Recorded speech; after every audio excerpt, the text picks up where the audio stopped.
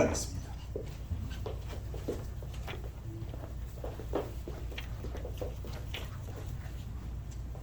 하나님 아버지 감사합니다. 우리가 하나님의 자녀로 삼아주시고 오늘 하루 또 한 주를 시작할 수 있는 이 시간을 주심을 감사합니다. 하나님, 저희들 또 주님을 위해서 목숨 바쳐 충성을 다할 것을 다짐하면서 한 주를 시작하길 원하오니 우리 주님께서 우리에게 굳건한 믿음을 주시옵소서. 이 한 주간 동안 우리 앞에 어떠한 일이 또 일어날지 알 수는 없습니다. 여기 모이신 우리 성도님들 앞날에 형통함을 이룰 수 있도록 주님께서 인도하여 주셨고, 또 이 자리에 무거운 마음으로 오신 우리 성도님들 있으니까 이들을 찾아가 주셔서 위로해 주시고 격려해 주시고 또 독수리와 날개 침과 같이 새심을 받고 한 주를 시작할 수 있도록 주님 도와주셨어.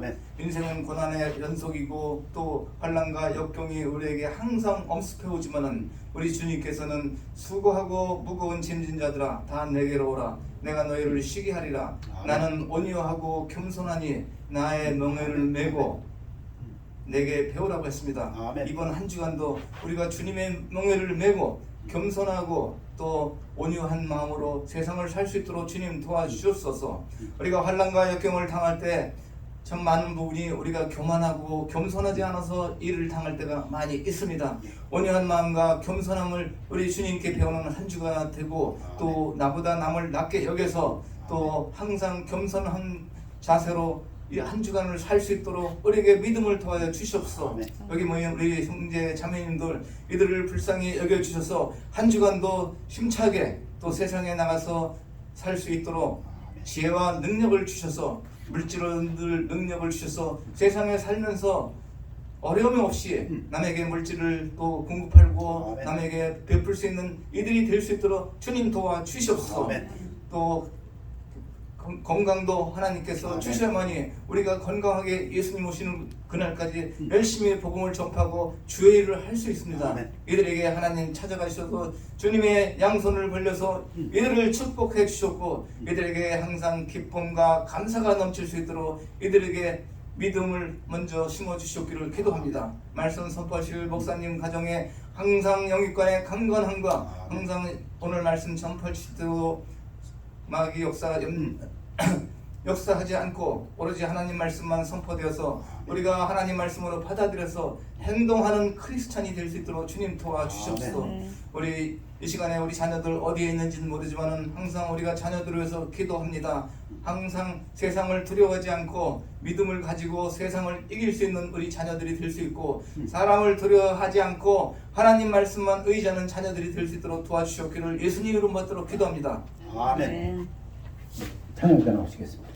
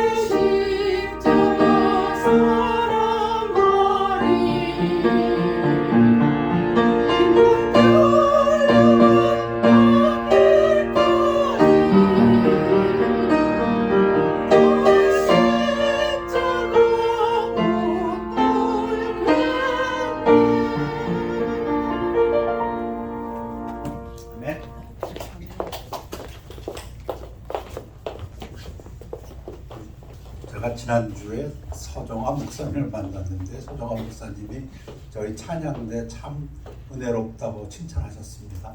우리 찬양대에서 박수하겠습니다.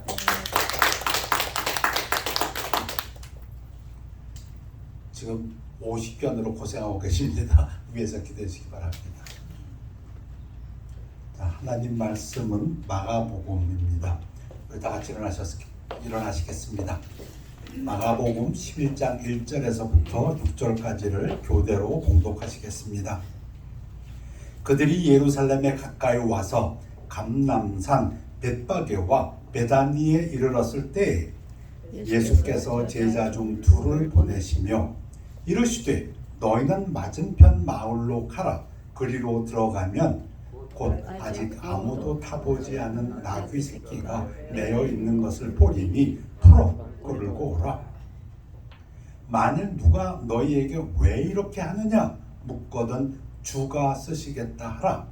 그리하면 즉시 이리로 보내리라 하시니 제자들이 가서 본즉 나귀 새끼가 문 앞 거리에 매어 있는지라 그것을 푸니 거기 서 있는 사람 중 어떤 이들이 이르되 나귀 새끼를 풀어 무엇하려느냐 하며 제자들이 예수께서 이르신 대로 말한데 이에 허락하는지라.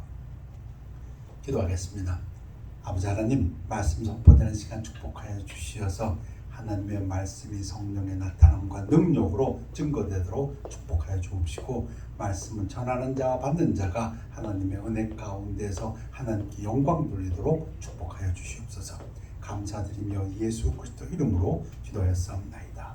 아멘. 앉으시기 바랍니다. 다음 주이 부활절이니까 이번 주 2000년으로 시간을 돌리면 오늘 예수님께서 예루살렘에 입성하시는 날입니다. 일요일날 예루살렘에 입성하십니다. 그리고 월요일날 성전을 클리닝하십니다. 화요일날 무화과 나무의 그 마른 것을 보시고 제자들에게 말씀하십니다. 수요일날 말씀 있으셨고 목요일날 저녁에 주의 만찬 있고 그 저녁에 잡히시고 금요일날 아침 9시부터 금요일날 오후 3시까지 십자가에 달려 운명하시고 토요일날 무덤에 계시고 일요일날 다음 주 아침에 부활하시는 그런 일이 2000년 약 2000년에 일어납니다. 오늘 말씀은 일주일 전 바로 오늘 예루살렘에 들어가시는 일요일과 월요일 사건, 화요일 사건을 중심으로 말씀드리려 합니다. 나귀 새끼를 예수께로 끌고 와서 자기들의 겉옷을 그 위에 얹어 놓음에 예수께서 타시니 때가 6월절 명절 때입니다. 전 각지에 퍼져 있던 유대인들, 경건한 유대인들이 예루살렘으로 찾아옵니다. 먼 길을 오다 보니까 예루살렘 성전 앞에 오게 되면은 그 성을 들어설 때는 아마 감격할 것입니다. 나름대로 찬양하며 노래 부르며 그들이 즐겨하는 시편 말씀을 찬양하며 성 안으로 들어올 것입니다. 많은 사람들이 순례객들이 순례자들이 그렇게 합니다. 그런데 예수님께서 들어가신 이 장면은 특이합니다. 뭐가 특이하냐면 나귀 새끼입니다. 이 나귀 새끼라는 것이 구약에 있는 스가랴의 말씀을 이루는 것이기 때문에 그렇습니다. 스가랴 9장 9절에 보면 시온에 따라 크게 기뻐할지어다 예루살렘에 따라 즐거이 부를지어다 보라 네 왕이 내게 임하시나니 그는 공의로우며 구원을 베푸시며 겸손하여서 나귀를 타시나니 그것도 나귀의 작은 것 곧 나귀 새끼니라. 마태복음에서는 분명히 나귀와 나귀 새끼라고 이렇게 했습니다. 의미심장한 것은 예수님이 그냥 예루살렘에 필그림들 같이 들어온 것이 아니고 수만이 들어옵니다. 6월절 때. 그런데 그들도 찬양하며 들어오는데 예수님은 나귀 새끼를 타고 왔는데 그것이 구약의 예언을 이루신 것이다. 나귀 새끼가 뭐가 특별합니까? 특별합니다. 개선 장군들이 이 로마 시대 아닙니까? 로마 시대의 개선 장군들이 그 성으로 돌아올 때는 절대로 나귀 새끼를 타고 들어오지 않습니다. 그런 일이 없습니다. 뭘 타고 들어옵니까? 말 타고 들어옵니다. 왜? 말 타고 나가서 전쟁에서 승리해서 전리품을 가지고 말을 타고 입성합니다. 근데 예수님은 예루살렘의 왕으로서 입성하시는데 구약의 성취대로 나귀 새끼를 타고 왔는데 그것은 그분이 평화의 왕이라는 것, 그분의 겸손함을 나타낸다. 그래서 제자들은 그 나귀 새끼 한 번도 타지 않았던 사람이 왜 왕이 타는 것은 그래야 된답니다. 제자들이 옷을 벗어서 안장을 만들고 그 안장 위에 예수님이 앉고 예루살렘을 들어오십니다. 오늘입니다. 일요일. 많은 사람들은 그때 많을 때입니다. 왜? 6월절 행사이기 때문에 자기들의 겉옷을 또 다른 이들은 들에서 벤 나뭇가지를 길에 펴며 겉옷을 펴서 맞이한다는 것은 구약에서 이스라엘 왕들을 맞이할 때 하는 행위입니다. 예후라는 왕이 그 당시에는 선지자가 이렇게 안수를 해갖고 이제 너를 이스라엘 왕으로 삼노라. 사울 왕도 그랬고 다윗 왕도 그랬고 다들 이렇게 왕 안수합니다. 근데 예후에게 엘리사 선지자의 제자가 가서 안수해서 하나님께서 이제 너를 이스라엘 왕으로 삼는다. 그 이야기를 예후가 했더니 그 이야기를 들은 그 주변 사람들 급히 자기 옷을 벗어가지고서는 그 앞에다 놓고 이스라엘의 왕이시여. 그 장면입니다. 지금 구약의 나귀 새끼를 타고 오시는 분 왕이 오시네. 그렇다면 우리가 겉옷을 벗어서 그분에게 예의를 표해야지. 그 뜻입니다. 앞에서 가고 뒤에서 따르는 자들이 소리로 지르되 이제 왕이 오니까 호산나 Save us. 그러니까 Save us we pray. Save we pray. 찬송하리다 주의 이름으로 오시는 이여, 다윗의 자손으로 오시는 이여. 맞습니다. 구하러 오십니다. 근데 이 지금 소리 지르는 이 필그림들, 이 순례객들의 마음에는 뭐가 있었습니까? 6월절이라는 것이 애굽의 그 노예 생활에서 해방시키는 것을 기념하는 명절입니다. 애굽의 노예 생활에서 이제 하나님께서 그 애굽의 장자들을 다 치고 이스라엘의 장자들은 패스오버 넘어가고 6월 죽음이 넘어가고 그걸 기리니까 지금 6월절에 왕이 예루살렘 문으로 구약에 예언한 대로 지금 나귀 새끼를 타고 오니까 구원하여 주옵소서. 이들 마음속에서는 아마 로마로부터 해방을 마음속에 품고 있었는지 모르겠어요. 그러나 예수님은 평화의 왕으로 오셨고 사탄으로부터 죄로부터 구원하러 오셨습니다. 그리고 예수님은 그때 이들이 왕이라고 소리친 것을 그대로 허락하십니다. 찬송하리로다 오는 우리 조상 다윗의 나라여 가장 높은 곳에서 호산나 하더라. 마가는 이렇게 조용히 끝났는데 마태는 이 부분에다가 첨가를 했습니다. 뭘 첨가했다고요? 예수님 태어날 때 온 유대 땅이 소동했던 것처럼, 그래서 애들이 많이 죽은 것처럼 예수님이 예루살렘에 입성했을 때도 예수께서 예루살렘에 들어가시니 온 성이 소동하여 이르되 이는 누구냐 하거늘 무리가 이르되 갈릴리 나사렛에서 나온 선지자 예수라 하니라. The prophet. 이것은 지금 이스라엘 사람들이 기다려온 모세가 말했던 신명기에서 얘기했던 모세와 같은 선지자, 그 선지자, 그걸 얘기합니다. 이 장면을 가만히 보면 예수님께서 예루살렘에 들어오신 것은 완전히 공개적으로 왕이다 하고 들어오셨습니다.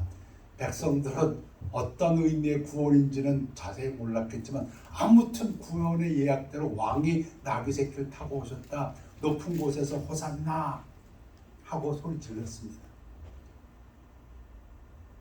만인들에게 왕으로서 공개적으로 예루살렘에 들어오신 우리 예수님, 그게 오늘 일어난 일입니다.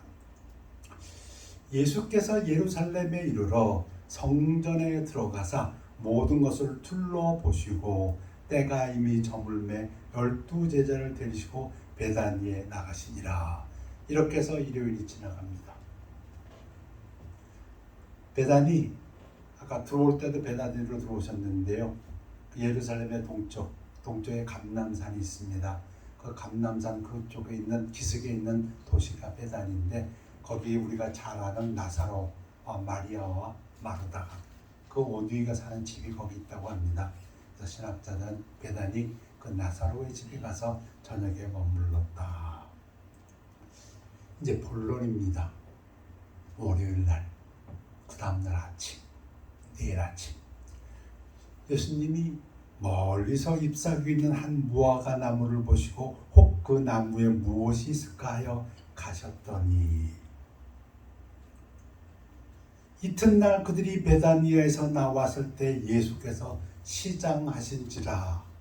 우리 예수님이 이 중요한 때에도 밥도 못 드시고 나귀 새끼를 타고 들어오시고 참 겸손하신 분입니다.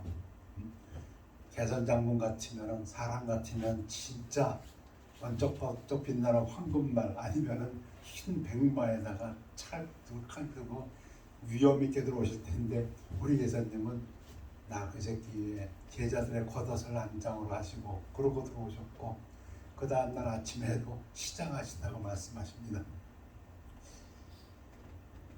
이때가 언제입니까? 6월절 행사 때입니다. 그러니까 4월 중순입니다. 지금 4월 중순 아닙니까? 이스라엘들 4월 중순입니다. 멀리서 잎사귀는 한 무화과 나무를 보시고 혹 그 나무에 무엇이 있을까 하여 가셨더니 무화과가 3월쯤이 되면은 조그마한 새싹이 나옵니다. 그 싹인데도 불구하고 때로는 것을 과일이라고 부르는 이유는 그 이름을 히브리어로는 박임이라고 하는데 그 먹을 수 있답니다. 농부들에게는 그것이 좋은 반찬거리가 되고 먹을거리가 된다고 합니다. 그리고 나서 무화과는 4월 초가 되면은 이파리가 무성해진답니다.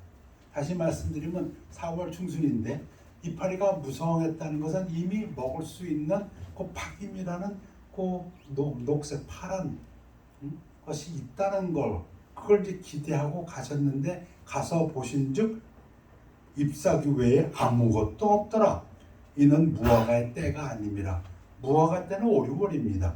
무화과 진짜 열매는 5, 6월이 열리지만 이때 3월 달서부터 먹을 수 있는 그래서 농부들이 많이 먹는 따먹는 그 박임이라는 걸 찾아가셨는데 없더라 그 얘기입니다. 지금 예수께서 나무에게 말씀하여 이르시되 이제부터 영원토록 사람이 내게서 열매를 따먹지 못하리라 하시니 제자들이 이를 듣더라. 지금부터는 영적으로 깨어서 들으셔야 합니다.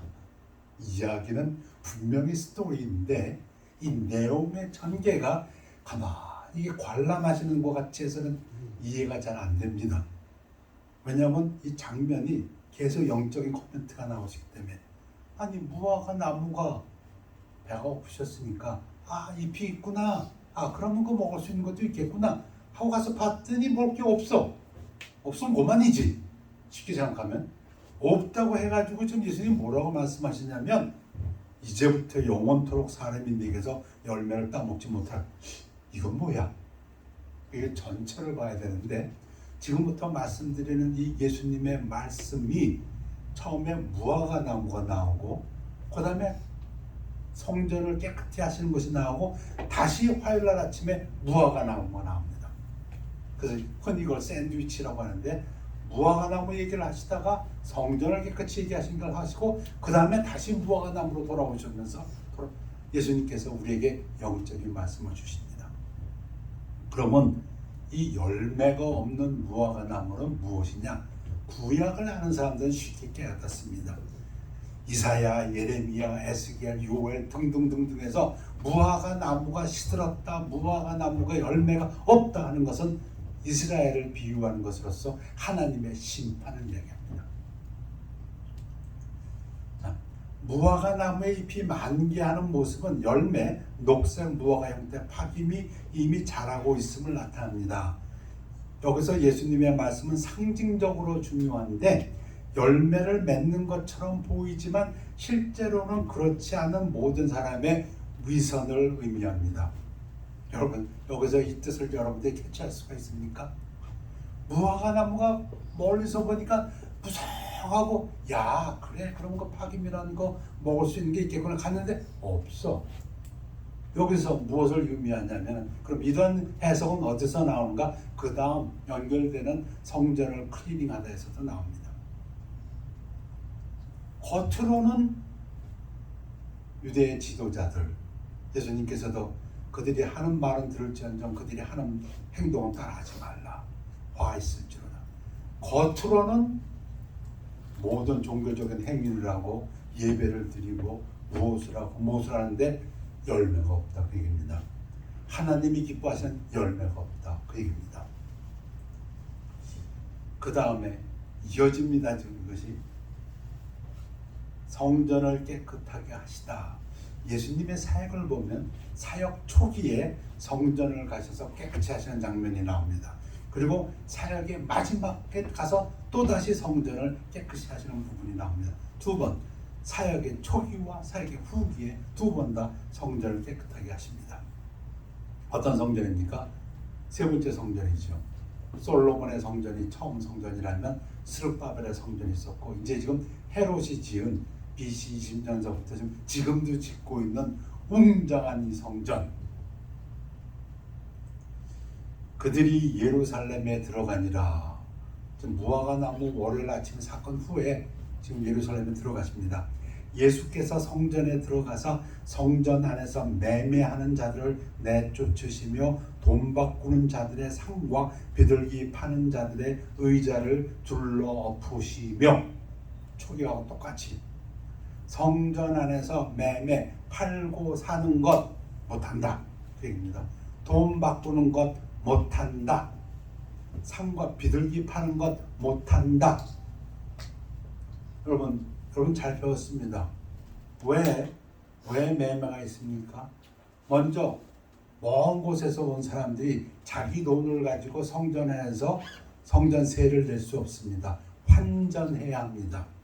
그러니까 돈 바꾸는 사람들이 필요합니다. 왜? 그들이 예루살렘 와서 성전에 와서 성전세도 내고 또 그 돈으로 환전해야, 이 코인으로 바꾸어야 그걸 가지고 제사에 쓰는 헌물을 살 수가 있습니다. 그 돈으로만.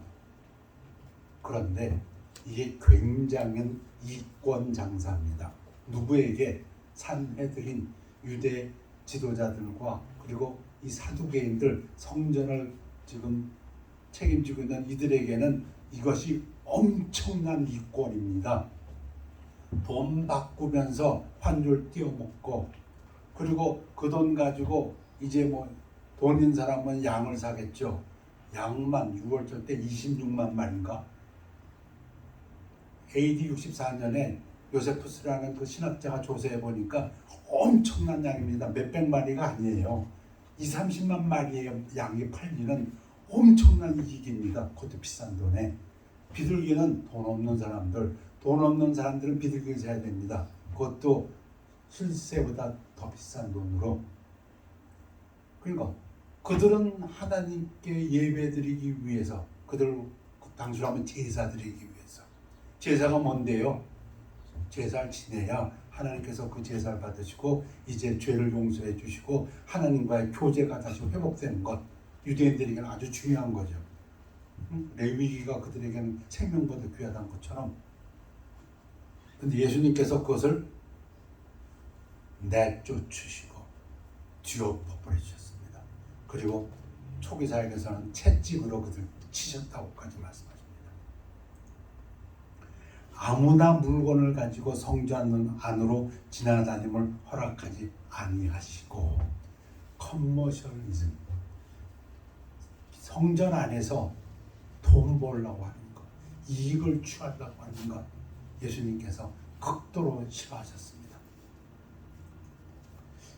이에 가르쳐 이르시되 기록된 바 내 집은 만민이 기도하는 집이라 칭함을 받으리라고 하지 아니하였느냐? 너희는 강도의 소굴을 만들었도다. 그래서 중요한 포인트가 예수님이 만민입니다. 모든 민족, 이스라엘뿐 아니라 모든 민족을 위하여 기도하는 곳이 성전이다.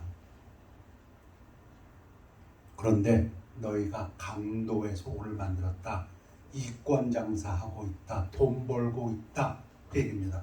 뭘 핑계로? 하나님 앞에 제사 지내게 해준다는 핑계로.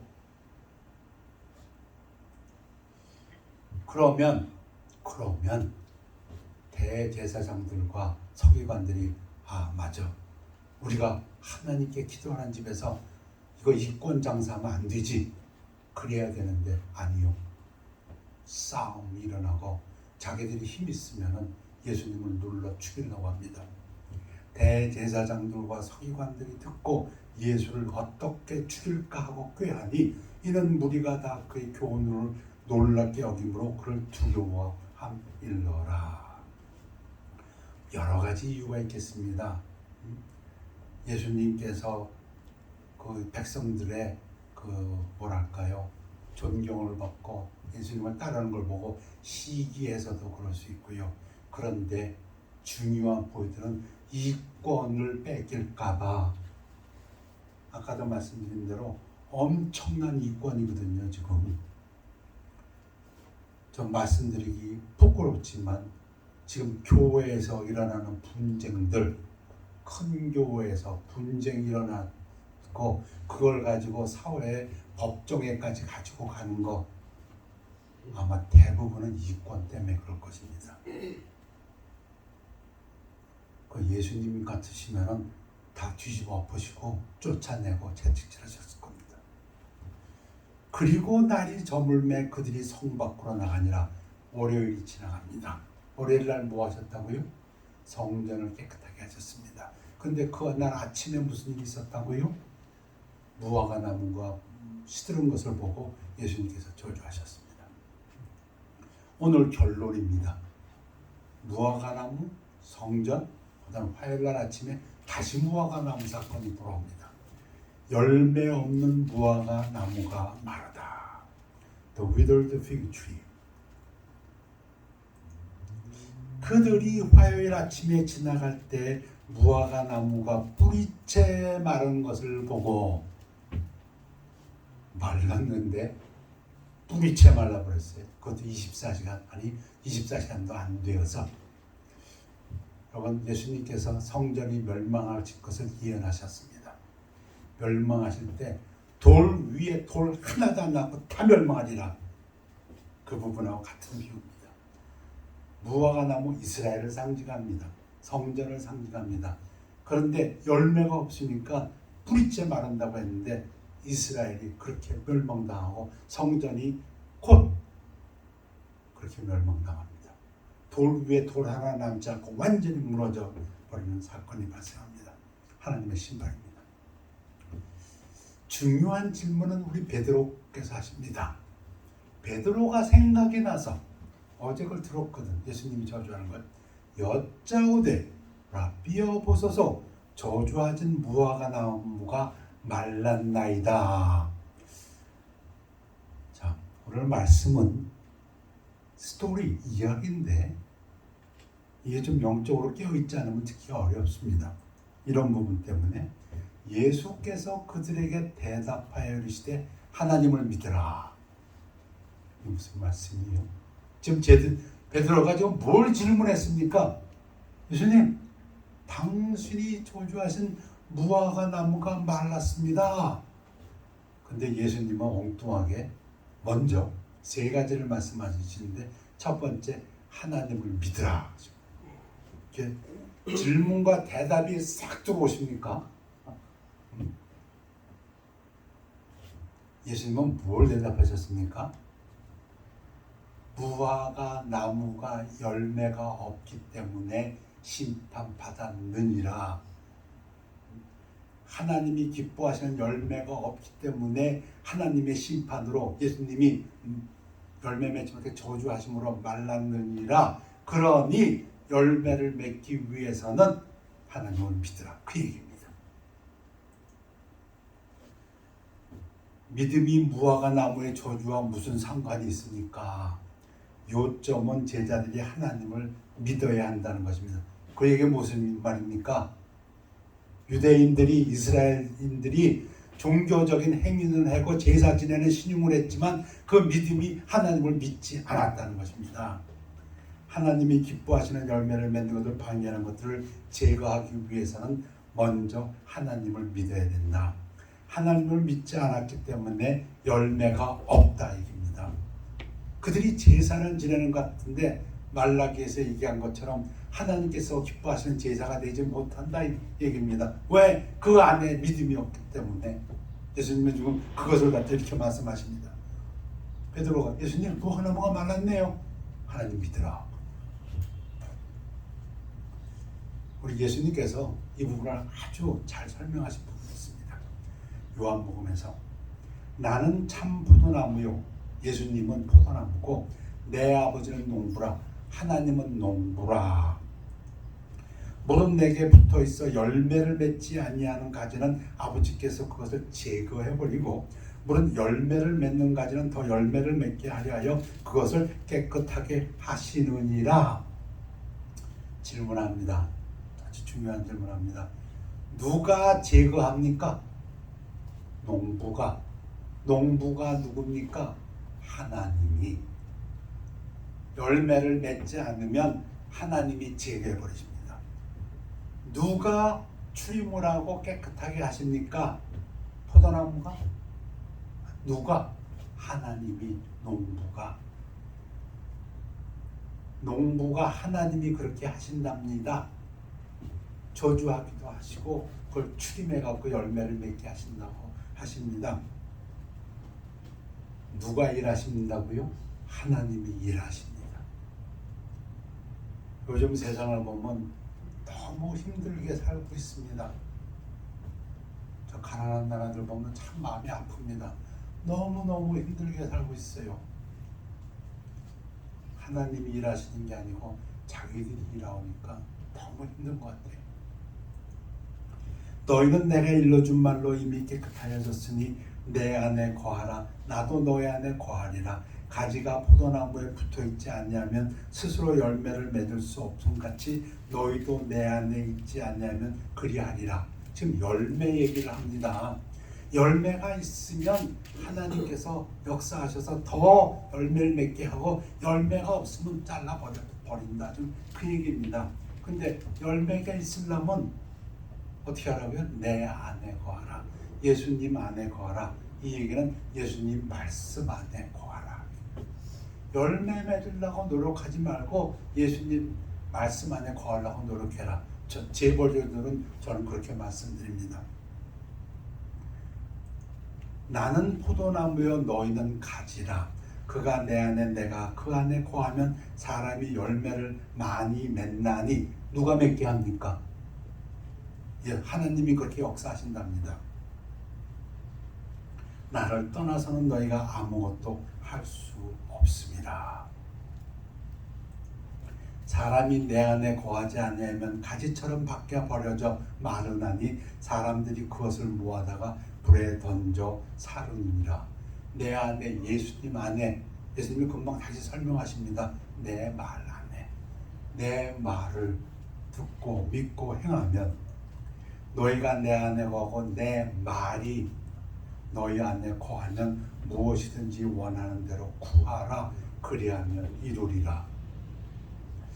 지금 예수님께서 무화과나무 저주를 가지고 야 예수님 저주하신 무화과가 말랐는데요 하고 베드로가 물어봤는데 예수님은 그 첫 번째 대답이 하나님 믿으라. 열매가 없으면 버려지는 것이요 저주요 심판이요 열매가 있어야 하는데 그 열매 믿으려면 하나님 말씀 믿으라. 예수님 말씀 믿으라. 그러면 하나님께서 역사하셔서 너희들이 구하는 대로 얻게 하시고 열매를 맺으신다. 너희가 열매를 많이 맺으면 내 아버지께서 영광을 받으실 것이요 너희는 내 제자가 되리라. 열매 어떤 열매입니까? 성경 가서 분명히 성령의 열매라고 하는 부분이 있습니다. 여러분 잘 아시지요? 오직 성령의 열매는 사랑과 희락과 화평과 오래 참음과 자비와 양성과 충성과 온유와 절제니 이 같은 것을 금지할 법이 없느니라. 이 열매를 맺게 하신답니다. 삶 속에 왜 사랑이 없고 기쁨이 없고 평안이 없나요? 온 세상이 이것을 위해서 쫓아갑니다. 듣고 보면 다 그 얘기입니다. 세계 평화를 위하여, 세계 평화를 위하여. 나름대로 노력을 합니다. 그런데 하나님께서 말씀하시기를 그것은 예수님이 주시는 것입니다. 하나님께서 주시는 열매입니다. 두 번째, 이 예수님의 대답이 지금 열매를 맺으려면, 하나님을 기쁘시게 하는 열매를 맺으려면 그 대답의 두 번째가 내가 진실로 너에게 이르노니 누구든지 이 산더러 들리어 바다에 던져지라 하며 그 말하는 것이 이루어질 줄 믿고 마음에 의심하지 아니하면 그대로 되리라. 여러분, 이 부분도 뜬금없지요.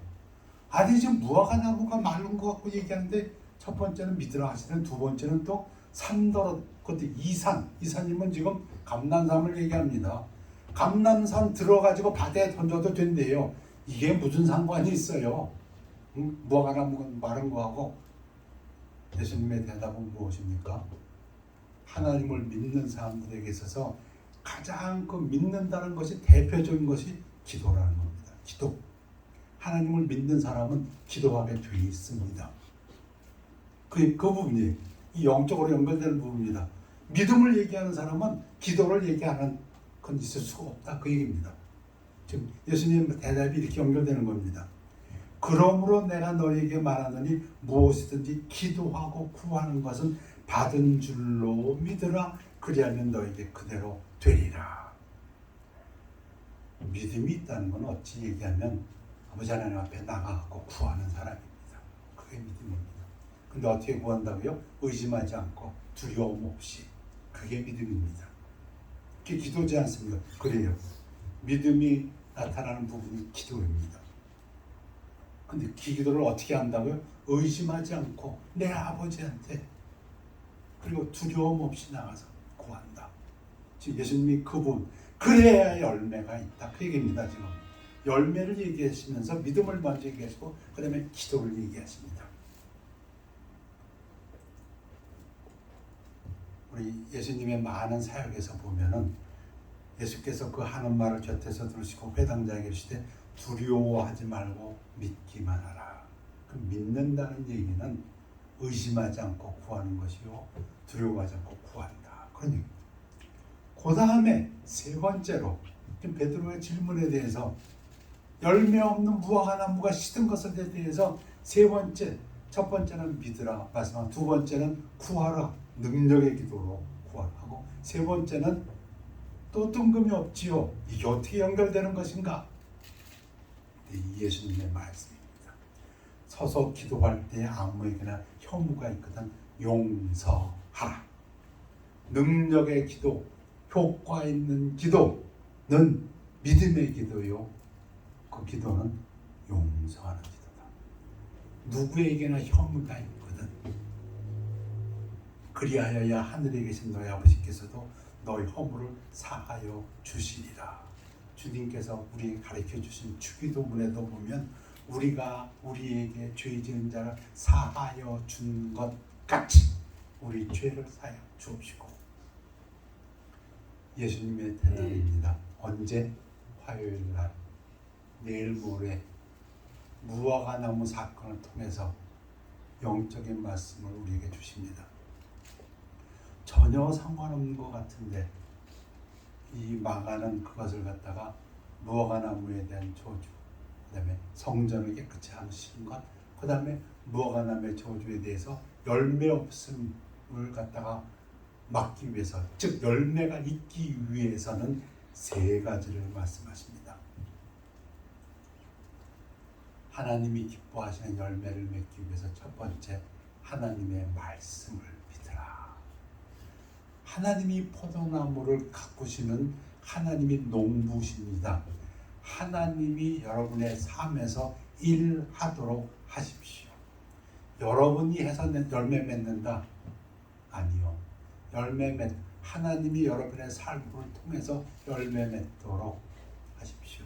여러분의 할 일은 무엇입니까? 우리 기도에서와 같이 항상 기뻐하고 쉬지 말고 기도하고 범사에 감사하면서 하나님의 뜻을 쫓아 진짜 무거운 짐진 자들 다 내게로 오신 그 예수님하고 멍에를 같이 지고 예수님 따라 걷는 것입니다. 하나님 말씀에서 살아가는 것입니다. 이걸 해야 되는데요, 저걸 해야 되는데요, 다 하십시오. 하나님 말씀 안에서 여러분들이 포도나무에 붙어 있으면 열매를 맺게 하시는 분은 하나님이십니다. 그 얘기입니다. 예수님이 좀 그렇게 대답하십니다. 그리고 두 번째를 말씀하십니다. 그런 사람들에게 나타나는 가장 대표적인 특징이 기도다. 능력의 기도다. 의심하지 아니하고 두려워하지 아니하고 구하라 주실 것이요 찾으라 찾을 것이요 하나님의 얼굴을 찾으면 하나님께서 얼굴 비춰주신다. 고개를 들어주신다. 병을 고쳐주신다. 찾아 두드리라. 이 두드리라에 보면은 구하라도 그렇고 찾으라도 그렇고 두드리다도 그렇고 계속적으로입니다. 계속. 믿음의 사람은 계속적으로 두드립니다. 능력의 기도로. 그게 예수님의 두 번째 대답입니다. 시들은 무화과 나무가 되지 않도록. 그리고 세 번째 이 기도를 얘기하시면서 거기에 기도의 가장 또 중요한 부분으로 용서하라. 누구를? 다른 사람들. 우리에게 죄 지은 자를 용서하여 주라. 그 얘기를 말씀하십니다. 기도하겠습니다. 아버지 하나님, 다음 주 부활주일입니다. 오늘은 예수님께서 예루살렘 성에 입성하신 날입니다. 입성하신 일요일과 월요일과 화요일의 사건을 가지고 하나님의 말씀을 배웠습니다. 하나님의 말씀이 우리 안에서 역사해서 열매 맺도록 축복하여 주시옵소서.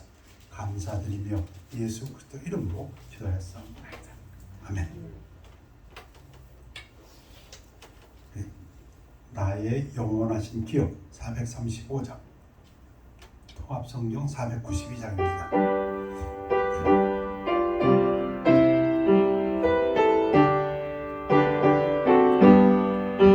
나의 영원하신 기업 생명보다 귀하다.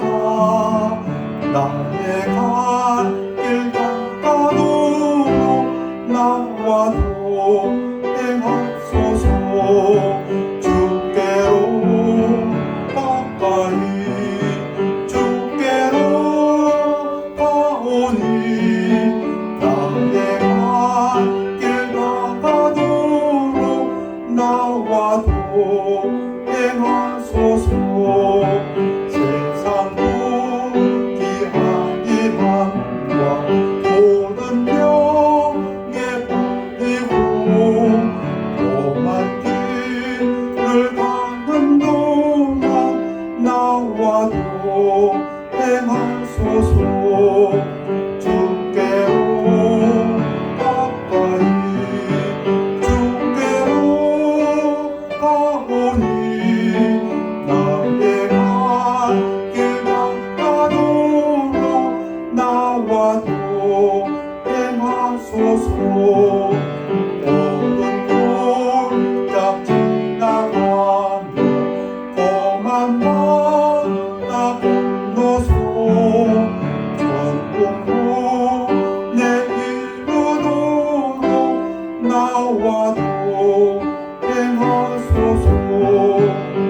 주께로 가까이 주께로 가오니 나의 갈 길 닦아도록 나와도 행하소서.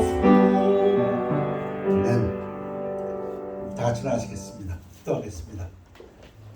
아버지 하나님, 주님을 감사드립니다. 이제 주일 예배를 마치고 세상에 나갑니다. 세상에 나가서 하나님의 말씀대로 살 때 하나님이 역사하여서 승리하는 삶이 되도록 축복하여 주시옵소서. 그래야 우리들의 삶 속에서 사랑과 기쁨과 평안이 넘치는 삶이 되도록 인도하여 주시옵소서. 우리 중에 마음의 어려움과 육신의 아픔과 여러 가지의 문제를 가지고 하나님 앞에 나온 사람이 있습니까? 하나님 앞에 내려놓고 하나님 앞에 간구하고 기도할 때 하나님께서 그 마음의 평안으로 인도하여 주시옵소서. 감사드리며 예수 그리스도 이름으로 기도했사옵나이다. 아멘. 결단의 시간입니다.